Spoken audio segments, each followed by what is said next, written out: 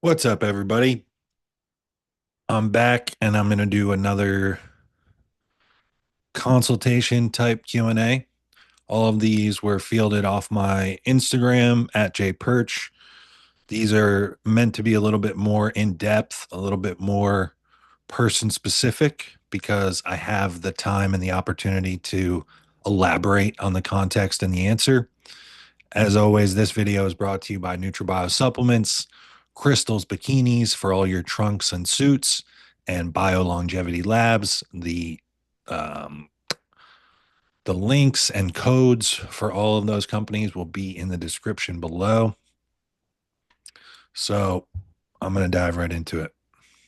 This guy says, can't get my hands on Primo at the moment. Thinking about running EQ. With it being such a long ester, does it make sense to front load the first 1 to 2 weeks to reach peak levels, then level off the dose for the rest of the cycle? I don't think this makes any sense. I think this is a very hasty, impulsive type decision. I am just a big believer, especially in the off season, in reaching the amounts that you're going to stay on and having those stabilize and level off as soon as possible. I think in contest prep, there's more of an argument to be said for escalating the doses on, a thoughtful and as needed schedule, especially if you're going to be in prep for a little bit longer and then wanting to rebound also. I don't think you just jump right to your top amount and stay there for 20 weeks plus a rebound. But I think in the off season, you're going to be progressively pushing more food, which is going to bring about more body weight and more body water. You're presumably, if you're watching this and seeking out my opinion, you're probably someone that's using quite a bit of GH. That's going to bring about inflated body weight and body water. And so to me, especially with food being a progressive escalating variable, the variables in terms of drugs, I want to get to where I'm going to be and then let my body get used to that and stabilize. I especially don't think starting with a huge amount and then reducing it, I don't think that really makes any sense. I can't come up with any rationale for that at all.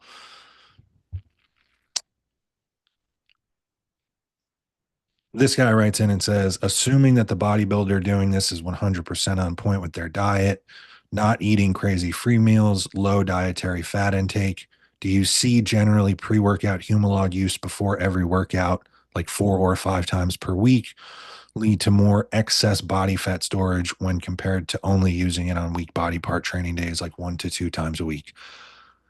This is one of those things, my opinion and theories and how I use or recommend using insulin is always evolving and always changing the more experience I garner and the more I research and learn about things, how things work synergistically together. I think a big aspect of this is just what type of body is the person. There are definitely people that can handle and may even to be their best require more frequent and heavier insulin use. And then there are body types like mine that generally want to hang on to body fat or store body fat a little bit easier. And in that situation, even if you're, I'm 100% locked in all year. And that will still even be the case from being 100% on point with my diet, having long stretches of no cheat meals at all, and added or dietary fat being very low, minimal. Um, Insulin is a storage hormone. So, if I'm already pushing high food and high drugs, and then I'm also bringing that in on a very frequent basis, I personally have seen that a lot of people don't do great with this. If I had to give a blanket statement or answer to this. I do think that for most people, staggered and thoughtful use is going to be more beneficial. You'll get more runway with it in terms of how long you can use it, how much you can use, and runway in terms of preventing excess body fat. So I love the idea of 1 or 2 times per week on priority body part days. Of course, I'd want to make sure that I have a loaded intra shake, especially on those days. I like them all the time in the off season, but especially on those days, anywhere from um, 25 to, in some instances, up to 75 grams of carbs, 10 to 15 grams of creatine, 15 grams of EAAs, some salt, anywhere from like 2 to 4 grams, depending on how big the person is. I think there's some application even in something like 10 grams of one of these clear isolates, fat free. And a lot of times those flavors that they make that clear isolate in mesh well with the flavors of their intra products, where they're more like juicy or fruity.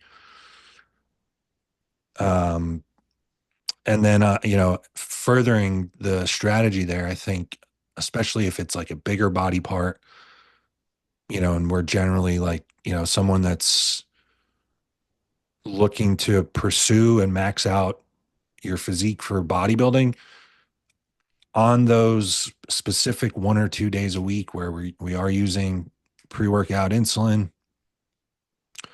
I think it also makes sense to use some type of performance or pump driving oral only on those days, like something like 50 milligrams of anadrol. It's extreme, but 10 to 20 milligrams of halo. Um, Depending on the quality of the product, anywhere from 25 to 50 milligrams of Anavar. And it would only be on those days, about 90 to 120 minutes pre workout, where you're just really using all these other variables to try to facilitate as anabolic as an environment as possible. And then aiding not only in pump and glycogen storage within that target muscle, but then also training performance with the use of those orals. I would probably have that day be a slightly modified diet to where the protein sources are especially lean. And I'm thinking of fat free whey isolate options. I'm thinking of white fish options, whether that's cod, shrimp, scallops. Again, these are like zero fat, but also they are like lower protein. So you just need to make sure that the total weight on the scale correlates with what you need in terms of protein number. But I would pretty much strip any dietary fat out of the diet for that day or for that 1 or 2 days, and really use that as an opportunity to make those calories up with carbs. I may even, not drastically, but lower protein a touch just to facilitate more carbohydrate there. So um, these are just some different strategies I'm kind of thinking out loud.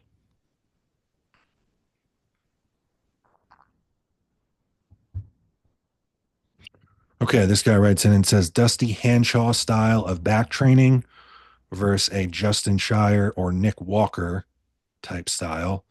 I'm talking about the T bar specifically. So a chest supported T bar to me is probably the most grip and rip movement that a bodybuilder is going to do throughout their entire week. I've used this before. It's not something that I even originally came up with myself, but I use it often. That movement is the sledgehammer to your back, as opposed to some of the other movements that are going to be like using a scapula or a scalpel. Sorry. So to me, that is the one example where I would say I would I would lean more towards a Dusty Hanshaw style. He's a bit of an anomaly because all of his back training is fairly sloppy, but it resulted in a tremendous back. It's his best. It was his best body part. So no argument there. That's what worked for him. I don't think that style. I've seen that style when carried over across every movement for back. Most of the time, that doesn't result in a good back for most people. But I think with this movement, that's going to get you the most bang for your buck. I mean, Justin and Nick are excellent at training, but and especially Nick, when I think about what his current style of training is, this is someone that is probably like inch for inch or pound for pound, maybe the most muscular person on the planet. So he's not on this aggressive pursuit of adding new tissue. So if the pursuit is new tissue, especially to the overall size of your back and your upper back, I'm I'm getting a little more loose with it than I would with anything else.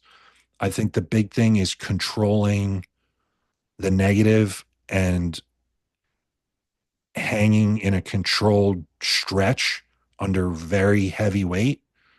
Like whether it's like a set one count every rep or it's a big full stretch, one count, and then drive it up. And I will continue a set and encourage my clients to continue their set, even if it looks like they're doing partials, as long as the part of the rep that they're doing is from a full stretch. I'm okay with you not rowing it all the way up and then squeezing and holding at the top. I think the bread and butter of this movement is that full heavy stretch at the bottom. Getting gyno surgery post show, how would you time it with optimizing the rebound phase?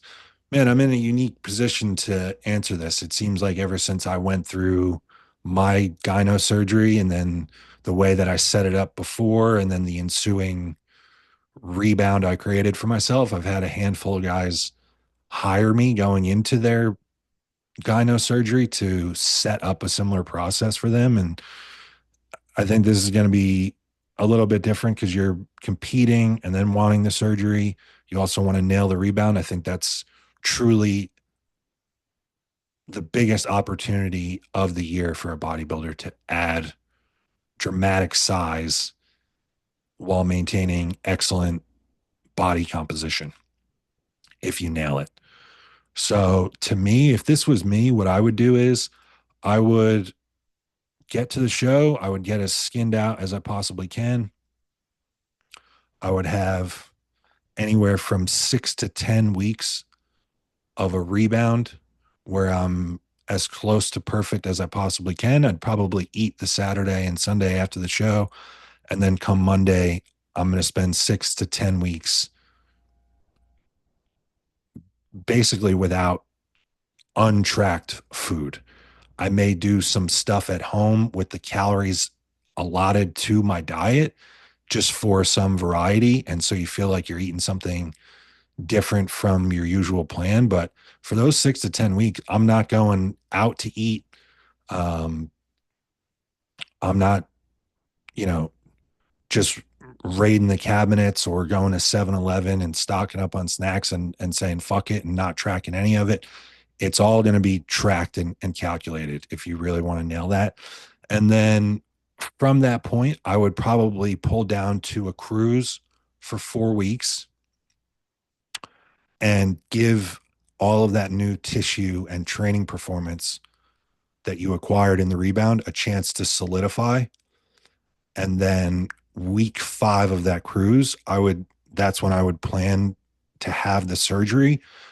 And then I would probably pull my food way back and almost use it as a chance to set up another rebound for the 4 to 6 weeks that it takes you to get back to 100%. I think it was about 4 or 5 weeks that I was able to like chest supported row and train my chest without any hesitation, somewhere between 4 to 6 weeks. So I would cruise for the first 4 weeks, have the surgery, You may be totally out of commission for 2 or 3 weeks, and I would keep my carbs and calories very low.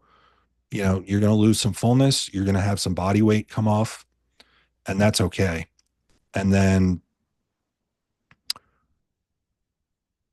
whenever you are 100%, no limitations on anything, rowing aggressively, training chest aggressively, that's when I would use that as an opportunity to almost catch another rebound, because you've resensitized yourself during that surgery recovery. And then I would reintroduce PEDs, reintroduce higher levels of food all at once. And it's going to be like a slingshot. I think also I've seen from going through this and helping a handful of people do this,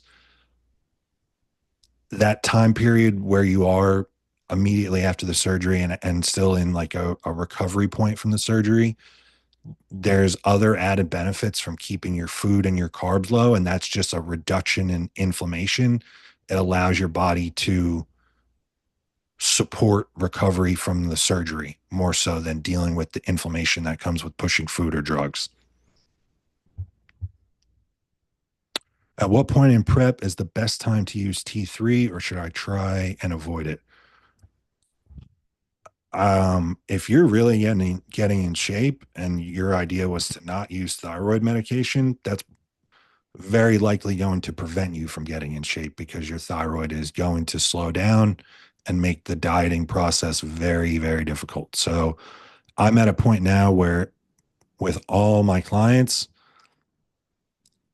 I proactively start the prep with thyroid medication. I personally, from my own personal experience, I have moved towards using T4. I feel like it's a much more gentle management of thyroid, and it allows the body to go through that T4 to T3 conversion. And you're allowing your body to choose how much of it is needed to convert, instead of just straight to the source slamming the T3. I find that to be a little bit harsh. And then if you start with T3, you can only go up with more T3, which I think deep in prep can become catabolic and detrimental to a physique. So I'm putting it in proactively, because I'm not going to have someone diet for 6 weeks and then all of a sudden they have an entire week where things stall and they feel cold all of a sudden and they feel sluggish and they're constipated and can't have bowel movements. All of these are just signs of a slowed down thyroid. And now we just lost a week on the diet because I didn't proactively put this in and I waited to reactively adjust things. So, um, man, I think the the framing and the perspective from where this question came from is just completely backwards from how I would have done things.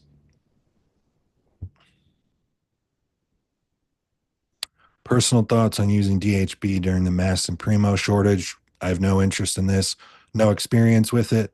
Um, and I just think that this is like rationalization to use more harsh drugs and I guess experiment if you want to, but way better options. If you aren't going to use or can't source DHT drugs, I think high tests should be the base of your cycle. High test, high GH, secondary compounds. We're looking at EQ is great if you can handle it. Nandrolones are maybe the most anabolic secondary compounds that we have. So NPP would be first.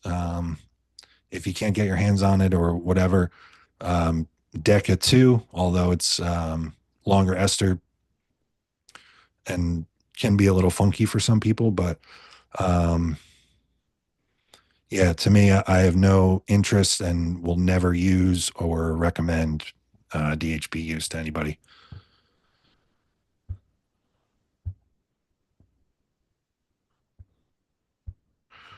Favorite tricep movements? And my triceps and arms in general grew quite a bit when I stopped doing the hard stuff. trying to force barbell curls and heavy skull crushers and heavy close grip bench. Just all these things just led to me having tendonitis and banged up elbows and small muscle, so small arms.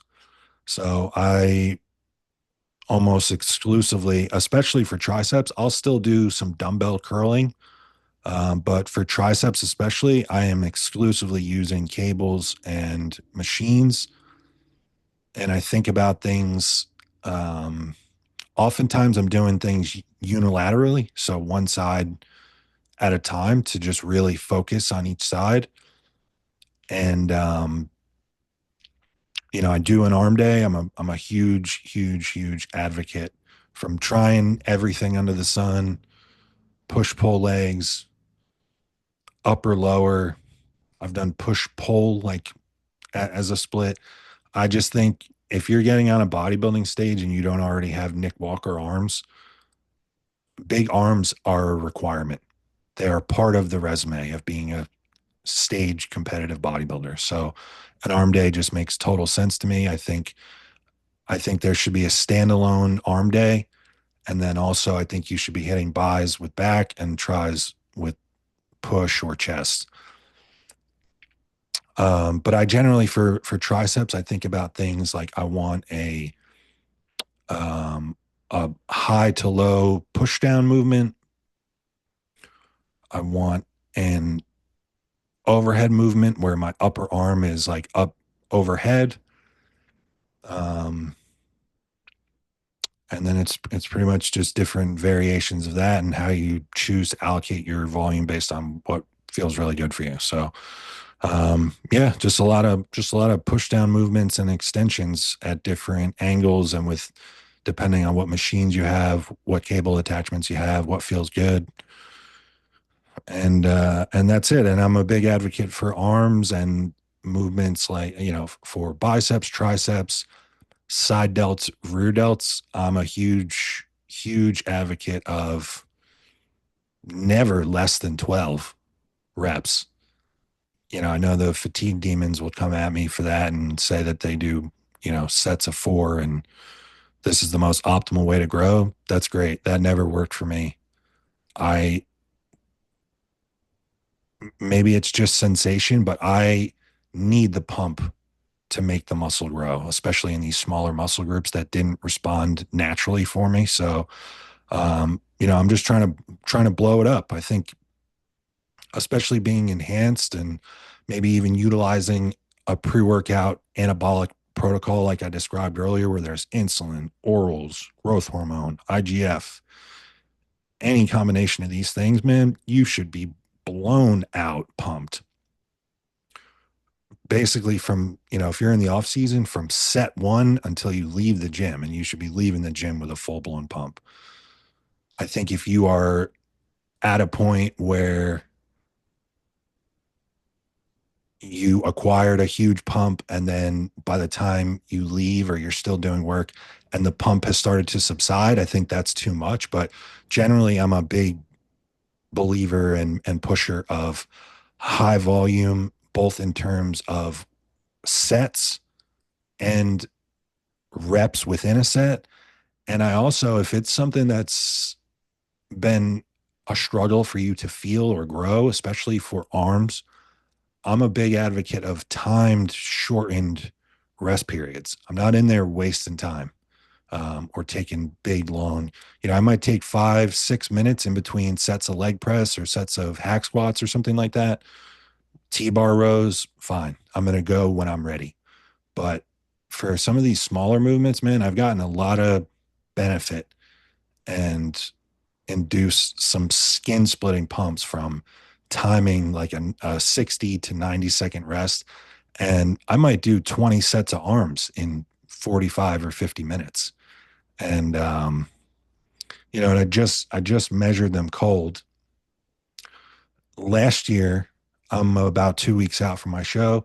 Last year, I measured my arms cold at 3 weeks out, and they were just slightly more than 17 inches. It was like 17.1 or 2. I just measured my arms cold now at 2 weeks out, and they're 19 and a half inches. So, take that for what you will. That's just, one example. But, you guys are asking my opinion. I'm just sharing my experience and what has worked for me. So hopefully you can pull some of this for yourself and get some benefit of it. I stand nothing to gain from sharing my honest opinion and experience with you guys. So, I think that's where I'm gonna leave it here now. I don't want to drag these videos on too long, especially like compared to the podcast or the vlogs. So, um, yeah, thanks to everybody that has checked these out or wrote in questions about this. I love doing these because they're a little bit more in depth. So, if you guys are still watching, let me know in the comments what you guys think of this format. This is the second time I've done this. It seemed like there was a decent response to the first one. So, I want you guys to think of this as an opportunity. Like if you were, I see it all the time. I offer them myself and do them pretty often where, people will pay you for an hour of your time to just rip through their own context and ask questions. Think about it like that. Like you're getting, one good question to provide me as much context as you can that's specific to you. And then here I am, I'm going to give you an in-depth answer. So, thanks to everybody that's followed along all the content, the podcast, the One More Rep podcast, the prep vlogs, the 2 week out prep vlog will be going up within a day or two. So thanks to everybody again. And until next time, guys, I'm out.